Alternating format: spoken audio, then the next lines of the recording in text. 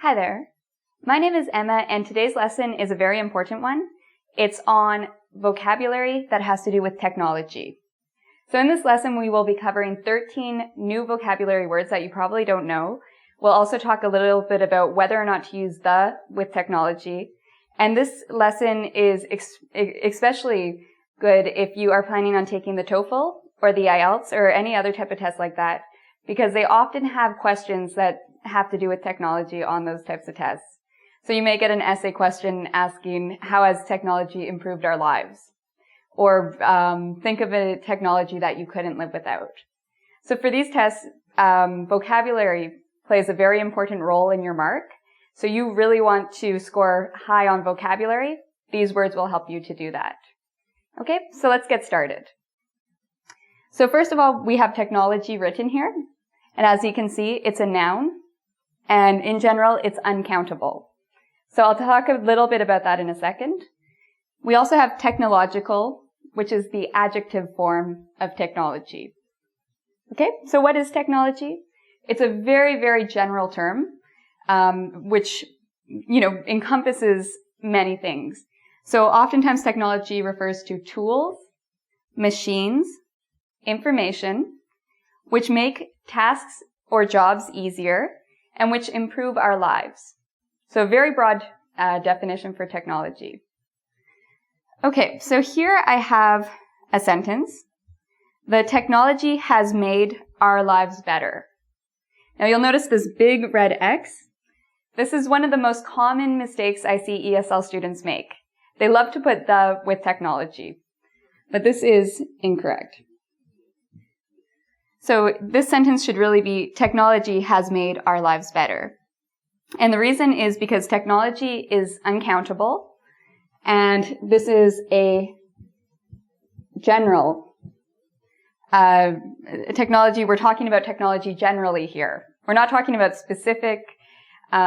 specific type of technology. We're talking very generally. So you don't need the.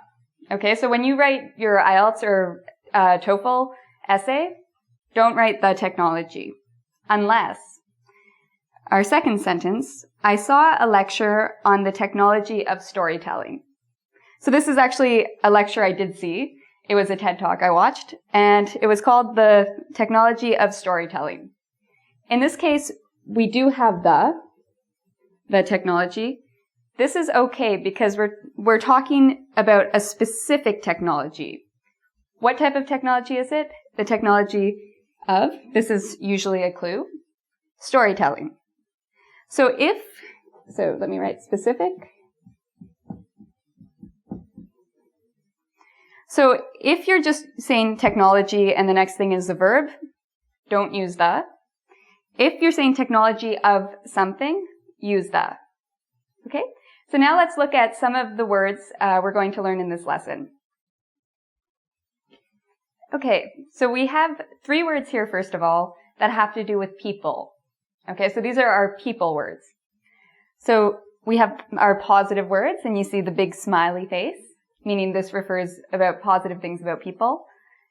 And then we have negative words, or a sad face. So let's look at the positive words first. The first one we have is technophile. Okay, a technophile. So what is a technophile? Well, file, anytime you see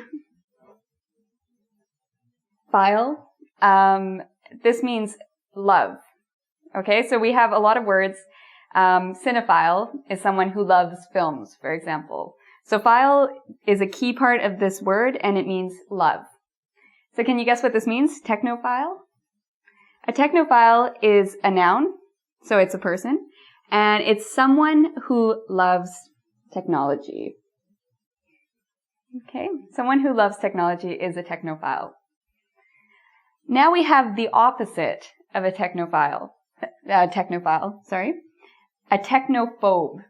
So just like phile means love, phobe has a very important meaning to this word. Phobe is similar to phobia, and a phobia is a fear of something. So if you are a technophobe, you have a fear of technology. You're afraid of technology. So someone afraid of technology. So for me, between being a technophile and a technophobe, I'd probably consider myself a technophobe. I know I make these online videos, so it's a little bit, I guess, ironic, but I don't have an iPad, I don't have an iPhone. All these modern gadgets, they actually make me feel stressed out and anxious. So I'm a technophobe. But presumably, if you're watching our videos online, maybe you're a technophile. And this is very good if you want to learn English. If you like technology, there's a lot of technology to help you learn English better. Okay, so our next word is tech savvy. Now this is an adjective that has to do with people. And someone who is tech savvy is someone who knows a lot about computers or technology. I put computers here, but it can be technology in general. So those people who are extremely good when they touch a computer, it does the right thing automatically. Those people are very tech savvy. They don't run into a lot of the same problems I do when I use the computer. So I am not tech savvy. But an example, he is tech savvy. Okay? So now let's look at some other words that refer more to the actual technology. So the words to my side are words that can be used to describe different technology. Okay, different types of technology. So the first word we have positive words. So these are what you want when you buy a piece of equipment or some form of technology. And then we have negative words. So this is what you don't want. Okay? So first of all, the first word is cutting edge. So this can be either a noun or an adjective. And cutting edge means it's the leader. It's at the forefront. It's in the lead of technology. So for example, I hear in South Korea, they have robotic teachers. So robotic ESL teachers and teachers teaching classrooms. I don't know if this is true, but I've seen some news clips about it. And so I would say that that is definitely cutting edge technology. Robotic teachers. Okay? Now, state of the art has a very similar meaning. It means the most recent and the best. Okay, so state of the art is the most recent and the best. It's also an adjective. So an example is, at the time of this filming, I think the iPad 3 has come out, and I would say this is state-of-the-art technology, the iPad 3. Maybe in a few years, they'll be at iPad 9 or 10, and things will be different, but right now, that's the state-of-the-art technology. Okay, and then we can also use the latest when we describe technology. This is an adjective, and it just means the newest. So have you bought the latest iPhone, for example? So our next word is obsolete. So this is a negative word. This whole section is negative. Obsolete is an adjective, and it means no longer used. So what's an example of something that's obsolete? I have a huge collection of VHS tapes at my house. Now my VCR doesn't work, and now we use DVDs or Blu-ray discs. So VHSs are obsolete. They're no longer used. Okay. Another word very similar to obsolete is outdated. So outdated is an adjective, and again it means very old, or it's also a synonym of obsolete. So what is outdated? Well, if you bought a computer from the 1980s today, so you bought a 1980s personal computer, that would probably be considered outdated because we have all these newer models which work a lot better. So that's outdated. Okay, so now we're just going to switch back to our positive side, and we have the word compact. Compact is an adjective, and what does it mean? It means small, easy to carry. This is my cell phone, very small. It's compact. It fits in my pocket. It's not clumsy. It's not bulky. Bulky is the opposite of compact. Bulky is an adjective, and it's when something is very massive and kind of a little bit clumsy. It's hard to, you can't put it in your pocket. So I don't know if you remember, if you were born in the early 1990s, cell phones used to look like walkie-talkies. You could say that they were bulky. You couldn't put them in your pocket.